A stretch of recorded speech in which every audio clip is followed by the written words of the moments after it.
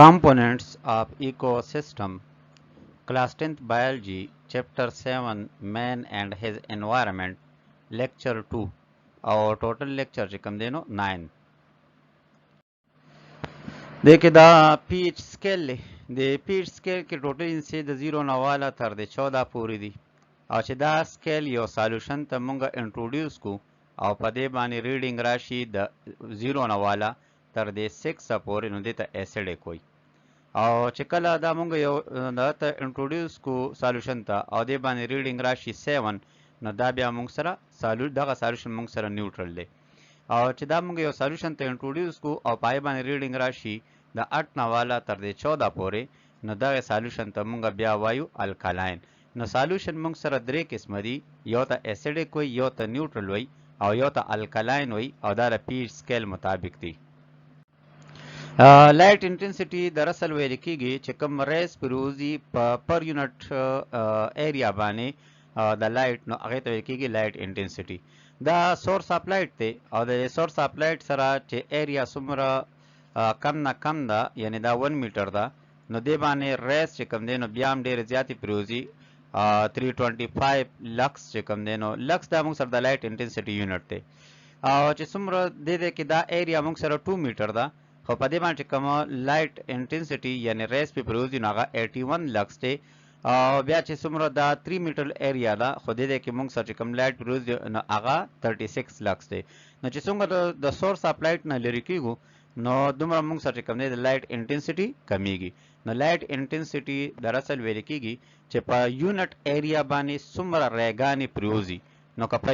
یو میټر ځای دی او پاغه باندې لس ریګانی پروزي او بل خو یو میټر ځای دی پاغه باندې 20 ریګانی پروزي نو مونږ وایو چې دا 20 ریګان والا د لایټ انټنسټي سیوا ده د 10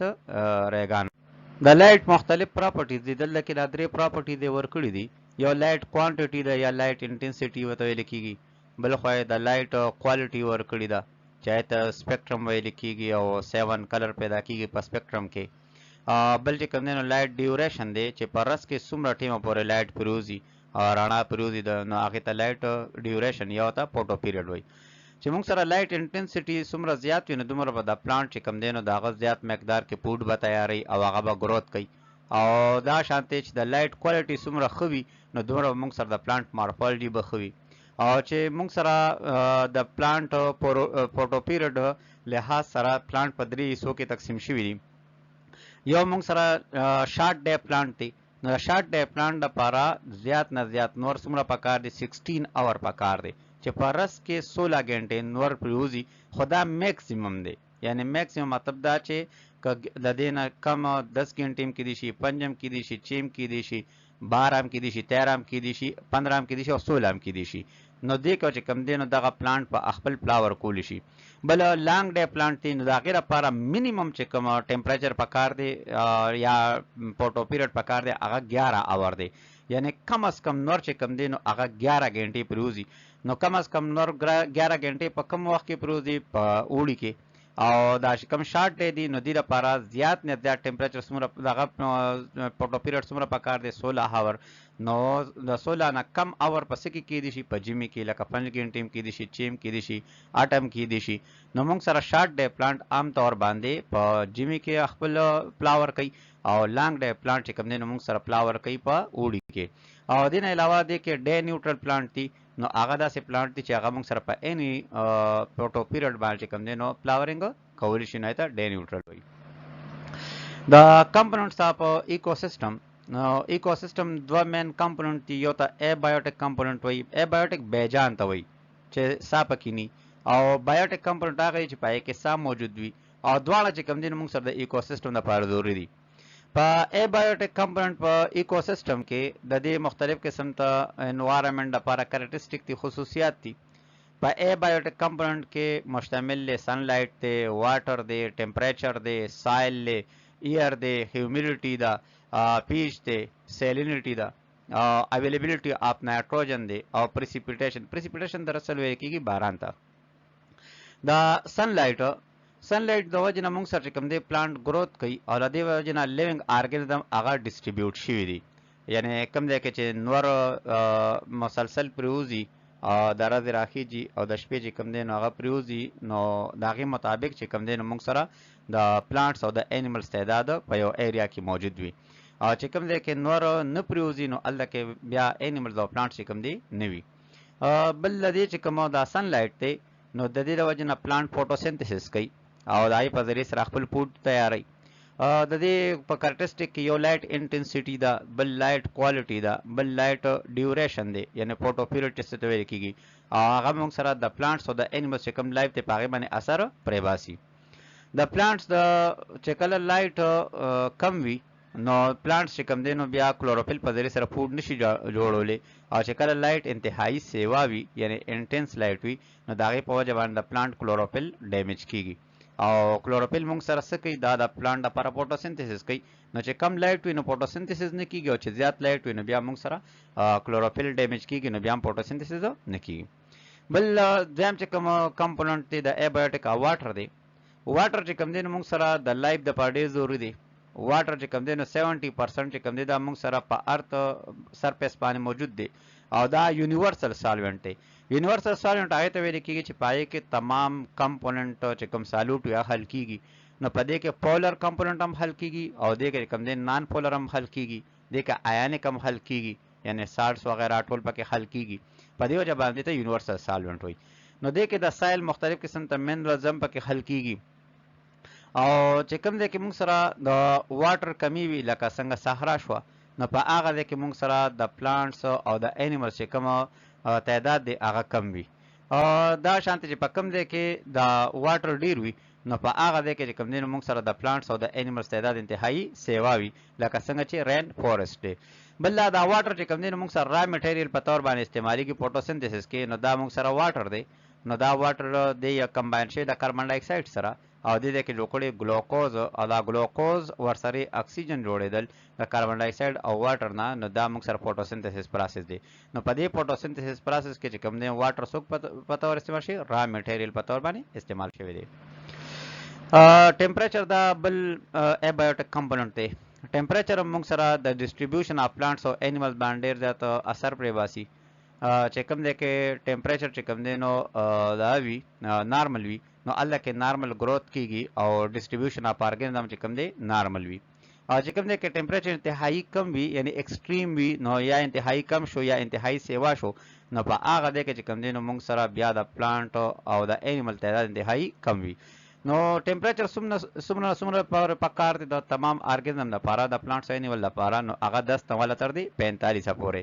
که ټمپریچر د 10 نه کمیږي نو اوم د پلانټس او انیملز تعداد کمیږي، او که ټمپریچر چې کم دی نو د 45 نه سیوا کېږي نو عموما په پلانټس او انیمل کې دننه پروټین او نور مالیکول هغه ډینیچر کېږي،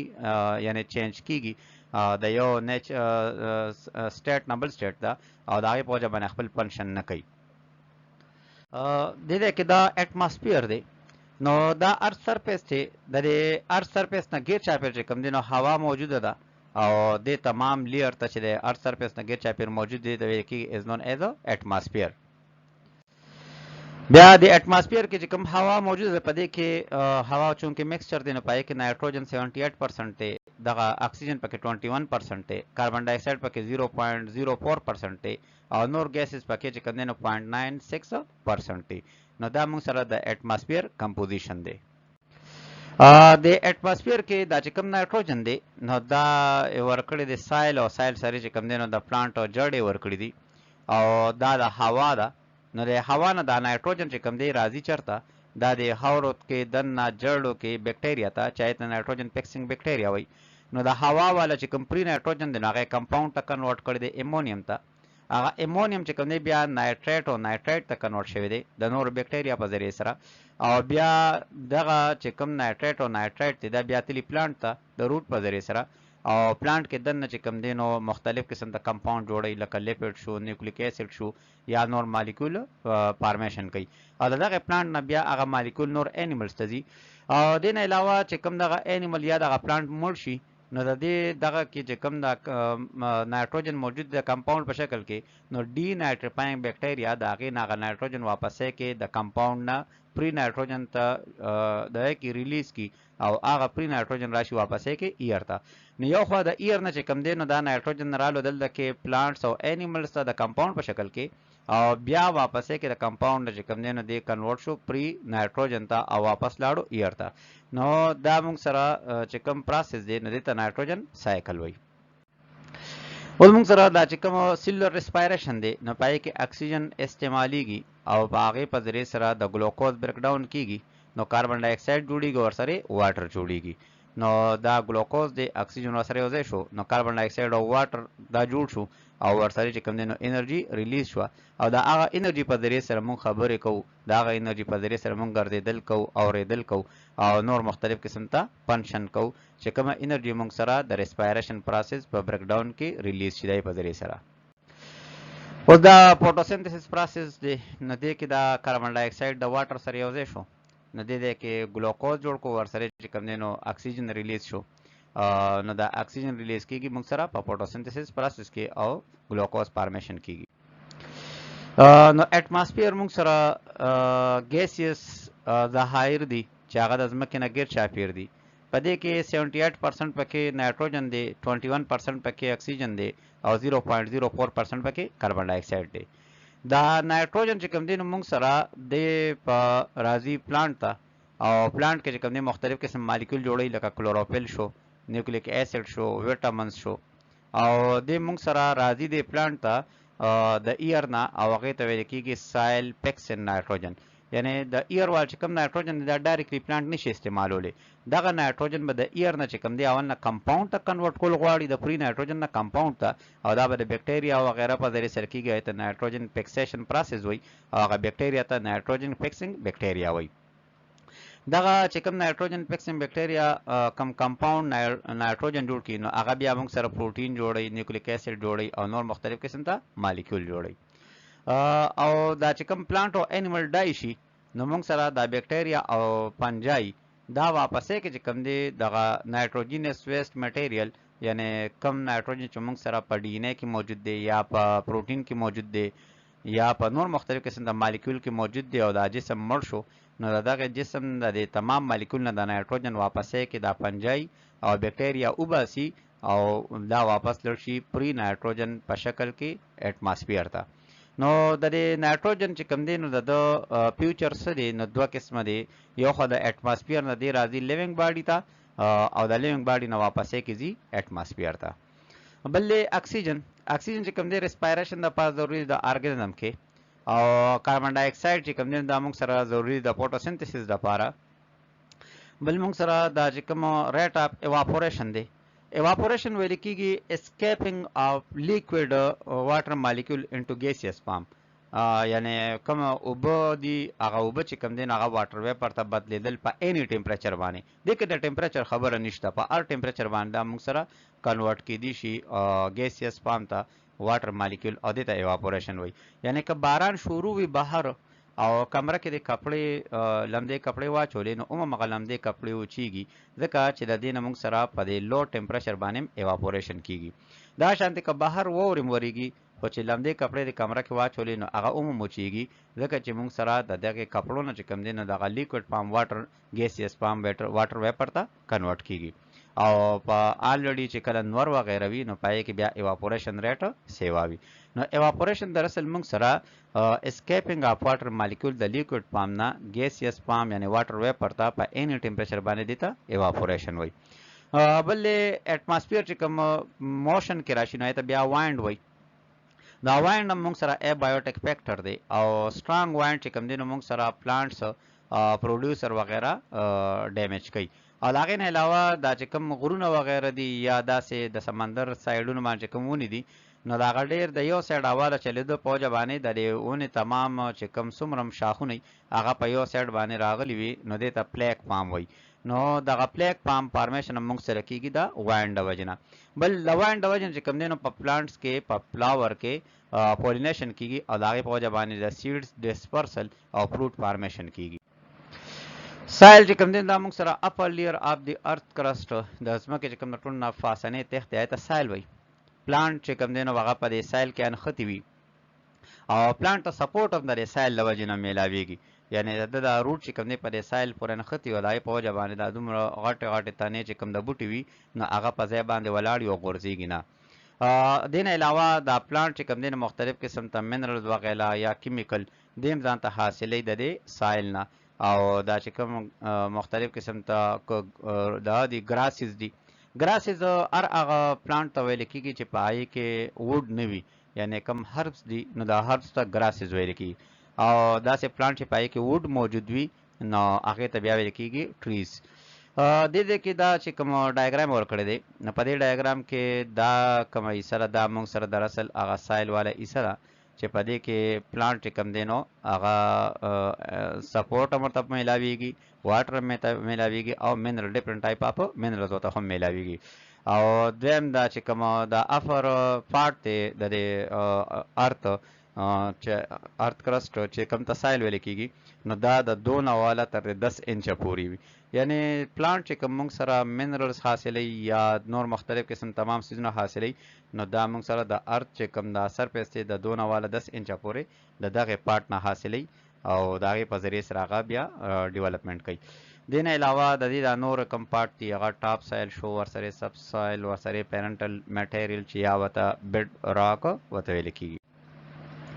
موږ سره ګریویټي چې کوم دی نو دا داسې فورس دی چې هغه په ارث هغه اټریکټ کوي تمام ارګنزم خپل سنټر طرف ته او دې ته ویل کېږي ګریویټي. دا ګریویټي چې کوم دی موږ سره دا سایل او دا تمام سیزونه نیوټرینټس چې کوم دی دا موږ سره ډاونورډ طرف ته راځي، ځمکې طرف ته راځي، دا د ګریویټي د فورس د وجې نه. او برډس چې کوم دی نو هغه داسې فورس لګوي په ګریویټیشنل فورس خلاف د وینګز په ذریعې سره چې هغه موږ سره د ګریویټي خلاف مومنټ کولی شي. دې ډایګرام کې چې کوم دی دا دې ورکړي دا چې څومره هم کسان دي دی ولاړ دي په دې ځمکه باندې نو دې ځکه ولاړ دي په ځمکه باندې چې دې باندې ګریویټي فورس لګي او هغه ګریویټي فورس چې کوم دی نو دې ځمکې سنټر طرف ته اټریکټ کوي. اوس دا عکس ته دی روان دی نو د دا جسم چې کوم دا وزن دی نو دا ګریویټي فورس په ذریعې سره ځمکې طرف ته راځي او دا ځمکه چونکې په خپله میټر ده د فزیکل ده نو د هغې په وجه باندې دا ځمکه په دې انسان باندې فورس لګوي. نو او بل دا چې کوم انسان دی روان دی نو دې موږ سره د دې ځمکې او د دې باډي ترمنځ چې کوم فورس موجود دی ته فرکشن فورس وایي، نو هغې په ذریعې سره دی چې کوم دی نو بیا ګرځېدل کوي. نو د مسلس چې کوم دی نو باډي ته د فرکشن فورس په ذریعې سره چې کوم د باډي او د ارث سرفیس په منځ کې موجود دی د هغې په ذریعې سره دی مومنټ پرفارم کوي. او د جسم چې کوم په ځمکه باندې موجود دی نو دا د ګریویټي د وجې نه دی چې هغه پروډیوس کوي ویټ او د ویټ په وجه باندې دی چې کوم دی نو په ارث سرفیس باندې موجود دی. بل اخرى دا چې کوم موږ سره د پلانټ دی نو د دې پلانټ کې د ګمله کې دا بوټي کرلې دی نو بیا د ګملې نه چې کوم دا جړ راوتي ده نو دا ښکته ځمکې طرف ته تللي ده. دا ځمکه طرف ته ځکه تللي ده چې دې باندې په دې جړه باندې د جړ ګروت دپاره چې کوم فورس لګي نو هغه ګریویټي فورس دی او ګریویټي فورس چې کوم دی نو د ځمکې د جړ چې کوم ګروت کوي نو هغه ځمکې دننه طرف ته ګروت کوي. بل دا چې کوم موږ سره دغه دی یو برډ دی نو دا برډ چې کوم دی په خپله د باندې خپل ویټ دا ښکته ځمکې طرف ته یې راولي.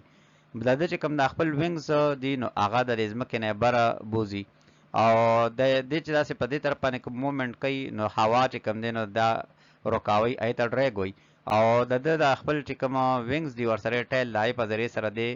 خپل باډي لیفټ کوي یا ترسټ کوي نو د هغې په ذریعې سره دی په مخکې باندې ځي. نو خیر دا برډس چې کوم دی نو موږ سره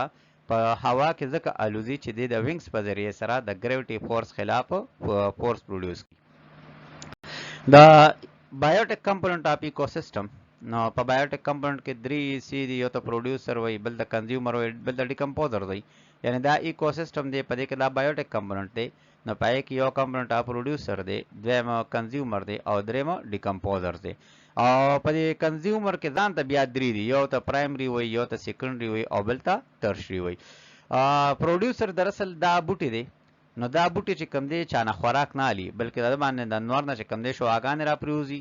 د ځمکې نه ځان ته اوبه را اخلي او بیا خوا نیوټرینټ را اخلي او کاربن ډای اکساید ځان ته د اټماسفیر نه راخلي نو د یو بل لیوینګ باډي نه خوراک نه اخلي بلکې د نان لیوینګ سیزونه چې کوم دي نو ځان ته مختلف قسم ته کمپاوند را یوځای کوي او ځان ته فوډ تیاروي نو دې ته بیا ویل کېږي از نون ایز ا پروډیوسر. نو پروډیوسر دا هغه دی چې هغه خپل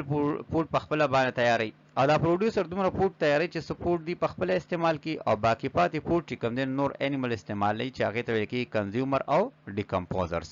او دې چې کوم خپل فوډ تیاروي نو هغه پروسس ته ویل کېږي از نون ایز ا فوټوسنتھسس. او دا موږ سره د ډایګرام کې ورکړي دي نو دا پروډیوسرز دي نو دا پروډیوسر در اصل پلانټ دي او بل خوا دې سره الجی وغیره دي او دا ډایګرام کې چې ورکړي دا کنزیومرز دي نو کنزیومر موږ سره ګوټ شو بفلو شو شیپ شو یا نور مختلف قسم ته دا انیملز دي. او ډیکمپوزرز چې کوم دي نو دا هغه دي چې هغه موږ سره کله دا پروډیوسر او کنزیومر مړ شي د هغې نه چې څوک خوراک حاصلوي نو د هغه مړو جسمونو نه خوراک حاصلوي ته ډیکمپوزرز وایي. بل موږ سره چې کوم کنزیومر دي نو کنزیومر دی خپل خوراک په خپله نشي تیارولی دی په نورو ارګنزم باندې انحصار ساتي د خپل خوراک دپاره یعنی دی چې په چا باندې چا نه خوراک حاصلوي نو هغې ته آټوټراپ وایي او دې ته په خپله باندې هیټروټراپ وایي. نو هیټروټراپ دا هغه دي چې هغې ځان ته فوډ حاصلوي د نور ارګنزم نه. نو دا چې کوم کنزیومر دی په دې کې دننه بیا ټایپس دي یو ته پرایمري کنزیومر وایي یو ته سیکنډري وایي بل ته ترشري کنزیومر وایي. پرایمري کنزیومر هغه دی چې هغه هغې ته هاربیورم وایي ګاز خور ورته وایي شنه خوري. نو شنه څوک خوري ګړه بیزه میخه او دا نور مختلف قسم ته انسیکټس وغیره خوري نو دې وجې نه دې ته پرایمري کنزیومر وایي. نو پرایمري کنزیومر هغه دی چې هغې ډایرکټلی د بوټي نه خوراک حاصلوي نو هغې ته پرایمري کنزیومر وایي. سیکنډري کنزیومر هغه دی چې هغې پرایمري کنزیومر خوري نو پرایمري کنزیومر لکه هاربیور دی نو هاربیور چې څوک خوري نو هغې ته بیا ویل کېږي کارنیور نو په هغې کې لیزرډ شو فراک شو وغیره. او بل ټرشري کنزیومر دې ته ټاپ کنزیومر هم وایي یا ټاپ کارنیور ورته هم وایي. دا هغه دی چې هغه موږ سره کارنیور خوري نو هغې ته بیا ویل کېږي ټرشري کنزیومر یا ورته چې کوم دی نو ټاپ کنزیومر وایي. نو موږ سره دې کې دا چې کوم ډایګرام دی په دې ډایګرام کې چې کوم دی د ټول نه بیسمنټ کې چې کوم دا موجود دي دا دي پروډیوسرز. د دې پروډیوسر نه چې څوک خوراک خوري لکه دا خرګوش وغیره نو دا دي هاربیور پرایمري کنزیومر. د دې پرایمري کنزیومر د خرګوش وغیره څوک سنیک یې خوري نو دا سنیک چې کوم دی نو موږ سره دی سیکنډري کنزیومر یا کارنیور. بیا دا هاک چې کوم دی نو دی څوک خوري دی په خپله باندې سنیک خوري نو سنیک خو په خپله یو کارنیور دی نو چې کارنیور خوري نو هغې ته بیا ویل کېږي ټرشري کنزیومر یا ورته ټاپ کارنیور ویل کېږي. نو ګیاګانو خوړونکي والا هاربیور او چې څوک هاربیور خوري هغې ته وایي کارنیور یعنی غوښه خوړونکي او چې څوک کارنیور خوري نو هغې ته بیا ټاپ کارنیور یا ورته ټرشري کنزیومر وایي. ډیکمپوزرز دې ته سیپروفایټس هم وایي. سیپروفایټس هغه ارګنزم ته ویل کېږي چې هغه د ډیډ ارګینک میټر نه د مړه شوي جسمونو نه خوراک حاصلوي نو هغې ته بیا ویل کېږي از نون ایز سیپروفایټس یا ورته ویل کېږي ډیکمپوزرز. ډیکمپوزرز دا ډیډ انیملز او پلانټس باډي چې کوم دی نو هغه ډیکمپوز کوي. دې کې چې کوم دی نو مختلف دی کلینرز اف دی ایکو سیسټم مته هم وایي. دی داسې دي چې کوم لکه انسان جسم مړ شو نو هغه ختموي د انیمل جسم مړ شو هغه ختموي د پلانټ جسم مړ شو نو هغه ختموي. نو دی انوایرمنټ چې کوم دی د مړو جسمونو نه چې کوم په هر سرفیس باندې موجود وي نو هغه صفا کوي. دی موږ سره بایو جیو کیمیکل سایکل چې کوم تمام څومره نایټروجن سایکل دی یا کاربن سایکل دی د اټماسفیر نه چې څومره ګیسز راغستل شوي دي او هغه راغلي پلانټس او انیملز ته نو هغه واپس یې کې چې کوم دی اټماسفیر ته ځي. دې کې د ډایګرام کې چې کوم دی نو دا مختلف قسم ته ارګنزم یې ورکړي دي چې په هغې کې یو دی پنجای بل دی بیکټیریا بل دی پروټیسټ انسیکټس او ورمز. دا در اصل موږ سره څوک دي دا ډیکمپوزرز دي یعنی دی مړه جسمونه چې کوم دی خوري. دا شانتې دا ورمز ډایګرام یې ورکړی دی نو یو ورم دی بل خوا دا مشروم خریړی دی. خریړی چې کوم دی نو په هر هغه ځای کې راخیږي چې کوم دی کې مړه شوي جسمونه یا د بوټي وغیره چې کوم پاڼې وغیره یا تمام سیزونه چې کوم د هغې راپرېوتي وي مړه شوي ایسي وي په هغې کې چې کوم دی دی ګروت کوي. دا شان دا انسیکټس شو. انسیکټس هر هغه ارګنزم ته ویل کېږي چې شپږ پښې وي او دوه وزرې وي. او دا بیکټیریا شوه نو دا بیکټیریا دا موږ سره مایکروسکوپیک ده او دا ډیکمپوزر ده. دې کې دا چې کوم پروډیوسر دی نو لکه چې څوک خپل خوراک په خپله تیارول شي او دا کنزیومر دی چې په هغې کې لومبی چې د شنه نه خوراک اخلي ته هاربیور وایي.